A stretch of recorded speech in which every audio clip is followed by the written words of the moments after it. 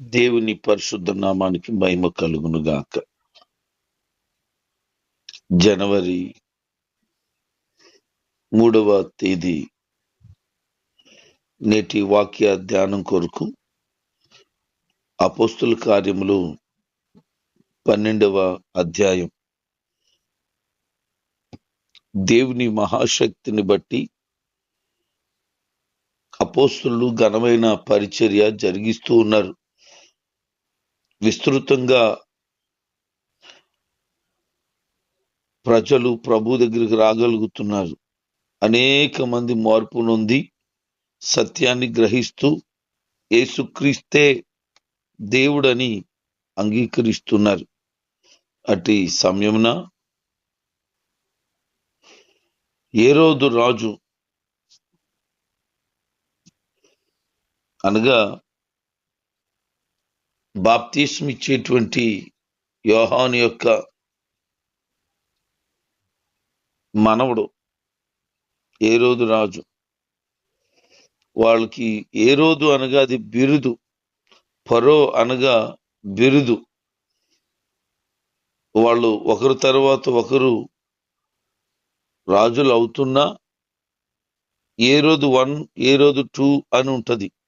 అలాగే బాప్తిస్మం ఇచ్చేటువంటి యోహానుని చంపించినటువంటి హేరోదు ఈ అపోస్తుల కార్యములో కనబడుతున్నటువంటి హేరోదు కాదు.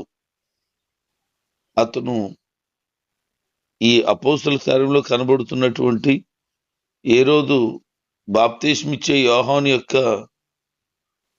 మనవడు. రాజులైన హేరోదులందరూ కూడా ఇతనిలాగే దుర్మార్గులే. ఎవడు కూడా మంచోడు కాదు. అయితే ఈ హేరోదు ఆలోచన ఏంటి అని అంటే, యూదులందరూ కూడా సంతోషిస్తున్నారు అని, అలనాడు దేవుని యొక్క ఆత్మచేత నింపబడి ప్రకటిస్తున్నటువంటి బలమైనటువంటి సువార్తికులను, సేవకులను హింసించాలని, కొట్టాలని, వీలైతే చంపేయాలని నిర్ణయించుకున్నారు. ఈ హేరోదీయులందరూ ఎవరు అనంటే యాషావు సంతానం. యూదులందరూను యాకోబు సంతానం. వాస్తవానికి ఈ యాసావు సంతానం వారికి ఇశ్రాయేలు అనగా యాకోబు సంతానానికి పడదు. వాళ్ళు సంతోషించాలని ఎప్పుడు చేరు. యూదులంటే హేరోదీయులకి ఎప్పుడు అసహ్యమే. కానీ ఈ దుర్మార్గుడైనటువంటి హేరోదు ఏం ప్లాన్ చేశాడు అనంటే, అతను పరిపాలన చేస్తున్నటువంటి ప్రజలు సంతోషించాలనుకున్నాడు. వాళ్ళ బాబు కానీ వాళ్ళ తాత కానీ అలాంటి పని చేయలేదు. ప్రజలు సంతోషించేటట్లుగా చెయ్యాలనే ఒక నిర్ణయాన్ని తీసుకుని దుర్మార్గపు ఆలోచన చేత నింపబడి యేసు ప్రభుకి సన్నిహితుడు, ప్రధానమైనటువంటి 3 శిష్యుల్లో ఒకడైనటువంటి యాకోబుని ఖడ్గంతో చంపించేశాడు. ఎంత భయంకరం చూడండి. అపోస్తుల్లో మొట్టమొదటిగా హతసాక్షి గావించబడిన వ్యక్తి యేసు ప్రభుకి సన్నిహితంగా ఉండేటువంటి యాకోబే. విస్తృతంగా దేవుని కొరకు ప్రకటన చేస్తున్నాడని, దేవుడు ఘనమైన రీతిలో వాడుకుంటున్నాడని యోధా ప్రజలందరూ కూడా సత్యాన్ని తెలుసుకుని ప్రభు దగ్గర నడిపించబడుతున్నారని భరించలేక ఈ దుర్మార్గు పని చేశాడు హేరోదు. దానికి ఒక రోజు నిర్ణయించుకున్నాడు వాడు. పులి అని రొట్టెల పండగ దినాలు అవి. వారికి పండుగ టైం కనుక ఇలాంటి పని ప్రజలందరికీ సంతోషం కలిగిస్తుంది అని నమ్మాడు. ఆ తర్వాత యాకోబుని చంపేస్తేనే ఇంత సంతోషించారే, యేసుప్రభు తర్వాత యేసుప్రభు లాంటోడు పేతురు, అతన్ని చంపితే బాగుంటుందని ప్లాన్ చేశాడు. ప్లాన్ చేసి సైనికుల్ని పంపించి పేతురు ఎక్కడున్నాడో తెలుసుకొని పట్టి బంధించి చెరసాల్లో వేయించేశాడు. వాడు ఉద్దేశం ఏంటి అని అంటే, ఆయన సువార్త ప్రకటించే వాళ్ళని లేకుండా చేయాలని. ఈ రోజున పక్కనోడిని తిడుతుంటే మనం సైలెంట్ అయిపోతుంటాం. పక్కనోడికో దెబ్బ తగిలితే మనకు తగులుతుందేమోనని మనం సర్దేసుకుంటూ ఉంటాం. ఓ పక్కన యాకోబుని చంపేసిన వాతావరణంలో అందరూ సైలెంట్ అయిపోయి పరిచర్య చేయడం మానేస్తారేమో అని అనుకుంటే, ఒక యాకోబు చనిపోతే ఎందుకు పరిచర్య ఆగిపోతుంది? అపవాదిగాడు ఆలోచన ఏంటి అని అంటే, ఆది నుంచి కూడా ఎవరైతే ఆయన కొరకు నిలబడుతున్నారో వాళ్ళు లేకుండా చేయాలనేదే. యేసుప్రభుని చంపేయాలని మహా ఆలోచన చేశాడు. యేసుప్రభు వారు చనిపోయారు, కానీ 11 మంది యేసుప్రభు లాంటి వాళ్ళు తయారైపోయారు. యాకోబుని చంపించేశాడు. ఆగిపోయింది అనుకున్నారా? అద్భుతమైన రీతిలో పరిచర్య ముందుకు సాగిపోయింది.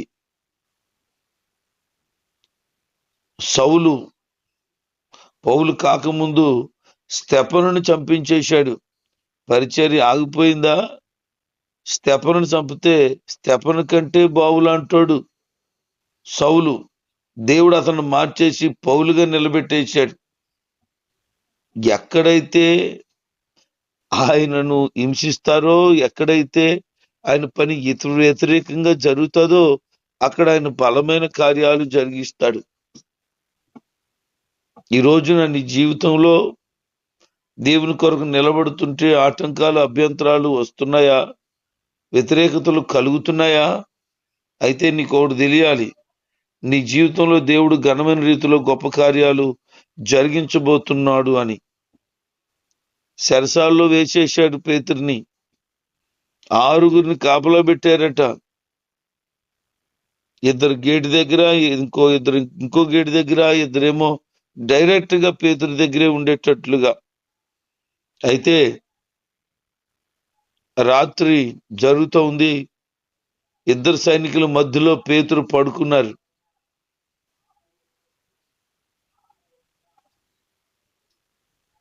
దేవుని దూత పేతురు దగ్గరికి వచ్చింది.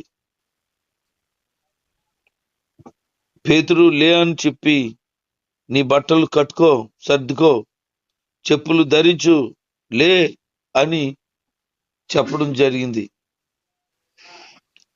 పేతురు దగ్గరికి దేవుడు దూతను పంపించడానికి గల కారణాలు 2.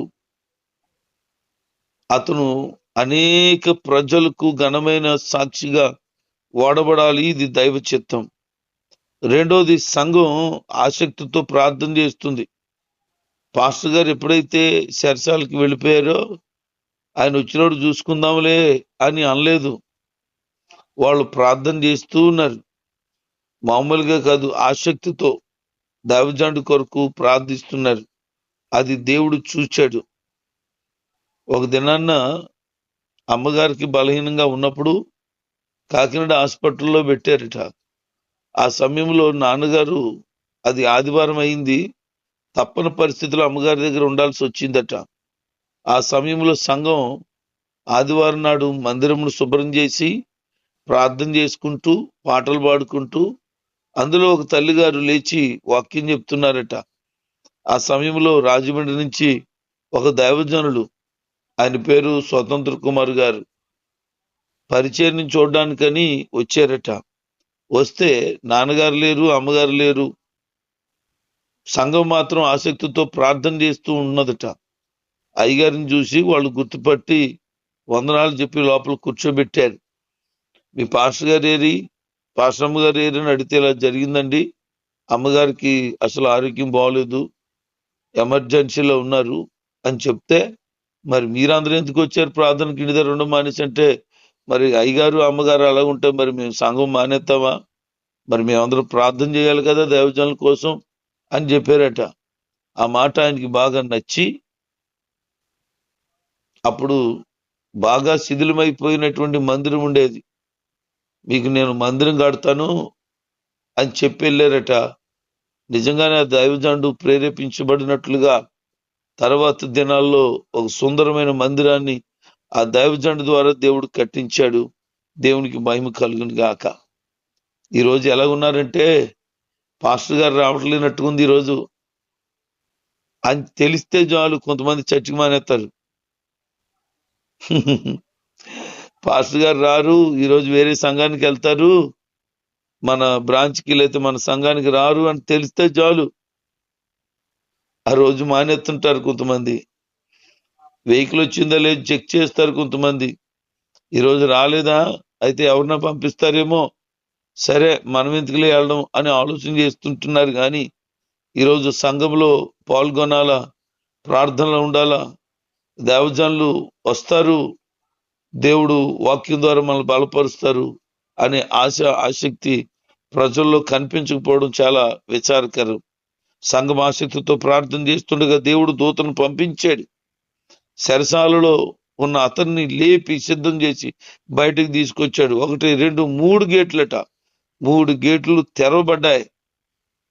పట్టణము లోపలికి తీసుకొచ్చారు. ఆ దూత మాయమైపోయింది. పేతురుకి అనుకుంటున్నాడు నాకు కల వస్తుంది అనుకుంటున్నాడు.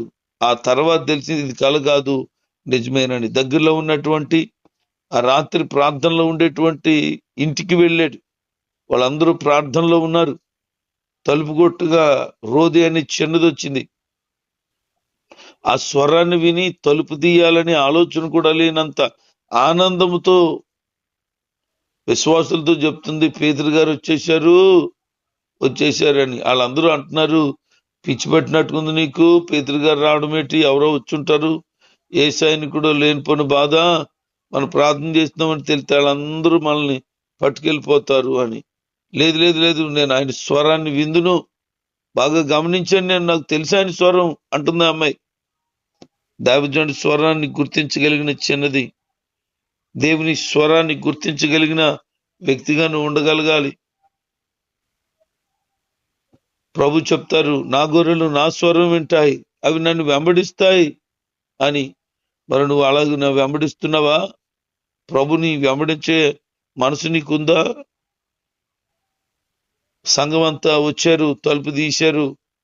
వారు చాలా ఆనందించారట. మేము ప్రార్థన చేస్తున్నామయ్యా, నీకోసమే, నిద్ర రాలేదు, గురక పెట్టట్లేదయ్యా, ప్రార్థన చేస్తున్నాం ఈ రాత్రి. ఏమి అద్భుతమైన సంఘం! సేవకుడి కొరకు ప్రార్థించే సంఘం, సేవకుడు బాధల్లో ఉంటే ప్రార్థించే సంఘం, సేవకుడు చెరసాల్లో ఉంటే ప్రార్థించే సంఘం, సేవకుడు ఇబ్బందుల్లో ఉంటే ప్రార్థించే సంఘం.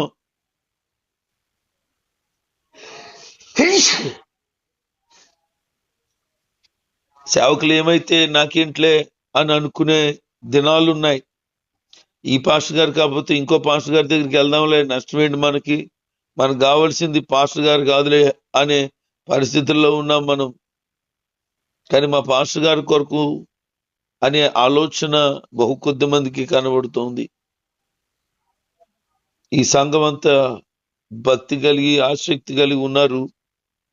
పేతురు గారు జరిగిన విషయమంతా వాళ్ళకి చెప్పారు. దేవుడు అద్భుతమైన రీతిలో నన్ను విడిపించాడు అని. ఆ మరుసటి రోజు పేతురు ఏమయ్యాడని జనాలు కంగారు పడుతున్నారు. సైనికులు కంగారు పడుతూ గలిబిలైపోయారు. ఏ రోజుకి ఆ విషయం తెలిసింది. నెతకండి అన్నాడు. వెతికితే ఎక్కడో దొరకడే. ఎవరైతే కాపలా ఉన్నారో వారిని అడిగితే మాకు తెలియదని చెప్పారు. ఆ రాజు అయినటువంటి ఏ రోజు వారిని చంపేమన్నాడు. ఆ కాపలాదారులు పేతురిని సరిగా కాపలా కాయలేదు గనుక వారిని చంపేమన్నాడు. ఏ రోజు ఆ తర్వాత యోధియా ప్రాంతం నుంచి కైసర ప్రాంతానికి బదిలీ అయిపోయాడు. అక్కడికి వెళ్ళి అతను నివసించడం ప్రారంభించాడు.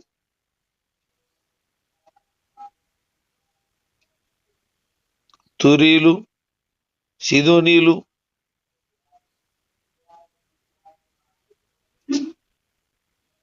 అతనికి చాలా కోపం వచ్చిందని వారు ఒకే మనసు కలిగిన వారై రాజు దగ్గరికి వచ్చి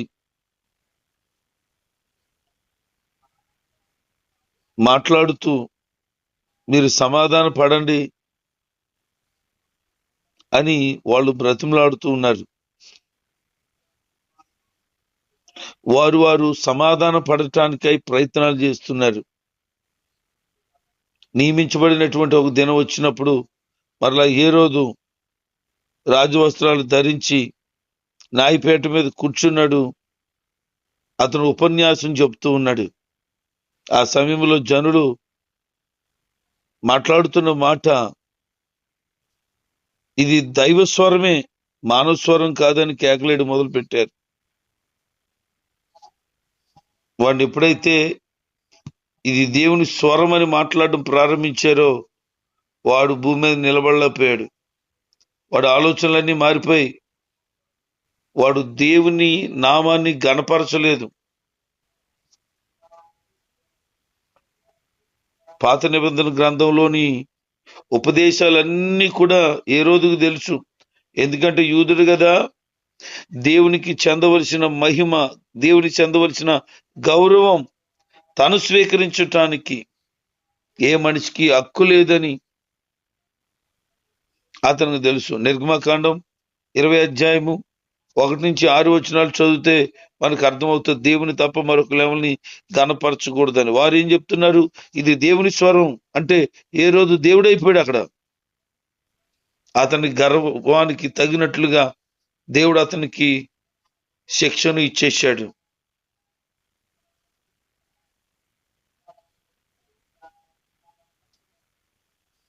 దేవుడు ఊరుకోలేదు. అతను ఉపన్యాసం చేస్తుండగానే దేవుని మహిమ పరచలేదు గనుక దేవుని దూతట అతను ముత్తిందట. అక్కడికక్కడే పురుగులు పడి చచ్చిపోయాడు. క్షణాల్లో పురుగులు పడి చనిపోయాడు. జనాలు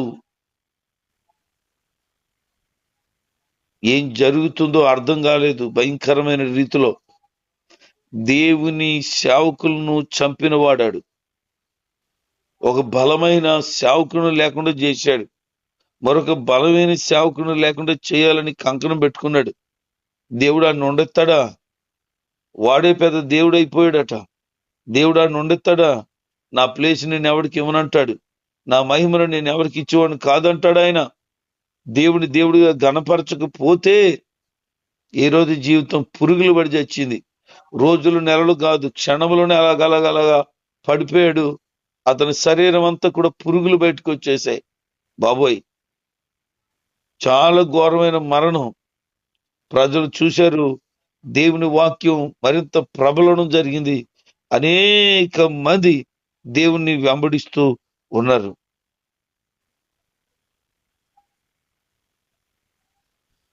బర్నబా, పౌలు దేవుని పరిచర్య జరిగిస్తూ ఉన్నారు. మార్కు అనేటువంటి మారు పేరు గల యోహానుని వారితో వెంటబెట్టుకుని వెళ్ళారు. ప్రభు సేవలో ఒక్కొక్కరు శిష్యులుగా తయారవుతున్నారు. ఈ మార్కు సువార్త రాసినటువంటి వ్యక్తి. బర్నబా అపోస్తులైనటువంటి పౌలును శిష్యులకు పరిచయం చేసి సపోర్ట్ గా నిలబడిన వాడు బర్నబా. దేవుని పరిచర్య కొరకు తనకున్నదంతా కూడా అపోస్తుల పాదముల యొద్ద తెచ్చిపెట్టిన వాడు ఈ బర్నబా. భయంకరమైనటువంటి మూర్ఖుడిగా, కఠినుడిగా ఉన్నటువంటి వ్యక్తి దమస్కు మార్గంలో దైవ దర్శనాన్ని పొంది దేవుని కొరకు సాక్షిగా నిలబడిన వ్యక్తే ఈ సౌలు. ఈ రోజున నీ జీవితం ఎలా ఉంది? దేవుని కొరకు ప్రయోజనకరంగా ఉన్నావా? దేవుని కొరకు నమ్మకంగా ఉన్నావా? రాబోయే దినాల్లో దేవుడు నిన్ను ఒక మార్కులాగా, ఒక బర్నబాలాగా, ఒక పౌలులాగా, వాడుకుంటాడు. ఆయన కొరకు ప్రాణం పోవడానికని సిద్ధ పెట్టుకున్నటువంటి పేతురు వలె, ఆయన కొరకు ప్రాణాన్ని పోగొట్టుకున్న యాకోబు వలె ఉంటే ఎంత ధన్యత. యాకోబు కొరకు ఒక్క మాట మీకు గుర్తు చేస్తాను. యాకోబు యేసుక్రీస్తు శిష్యుల్లో ప్రధానమైన వ్యక్తి. అందుకనే యేసు ప్రభువారు అతను అత్తమాటికి దగ్గర చేర్చుకుని కొన్ని ప్రాముఖ్యమైన స్థలాలకు మిగతా శిష్యుల కంటే ఎక్కువగా ప్రేమించి తీసుకెళ్ళాడు. యాకోబుని ఆయన ముందే ఎరిగి ఉన్నాడు. ఏమనంటే నా కొరకు మొట్టమొదటిగా మరణిస్తాడు అని, హతసాక్షి అవుతాడని. ఆయన్ని చంపడానికి ప్రయత్నం చేసినప్పుడు ఏ రోజు ఆయనని ఖడ్గంతో చంపాలని కుట్ర పన్నినప్పుడు అతన్ని చంపడానికై ప్రయత్నం చేశాడట. చంపడానికి సిద్ధపడి ఖడ్గంతో నరకబోతున్న ఆ సైనికుడు యాకోబు చాలా ఆనందంగా ఉన్నాడట. అతని ముఖాన్ని చూసినప్పుడు ఏదో గొప్ప విజయం సాధించాడు అనేటువంటి తేజస్సు యాకోబు ముఖంలో చూశాడట. చూసినప్పుడు ఆ సైనికుడు, ఒక వ్యక్తి చనిపోతే నేను ఎప్పుడు కూడా బాధతోనూ దుఃఖంతోనూ ఉండడం చూశాను గాని, చంపబడుతున్నప్పుడు ఏడుస్తూ విచారంతో ఉండడం చూశాను గాని, ఇతని ముఖంలో ఉన్న తేజస్సును చూసి ఆయనతో మాట్లాడి అప్పటికప్పుడే నేను కూడా యేసు ప్రభుకి శిష్యుడిగా ఉంటానని చెప్పాడట ఆ సైనికుడు.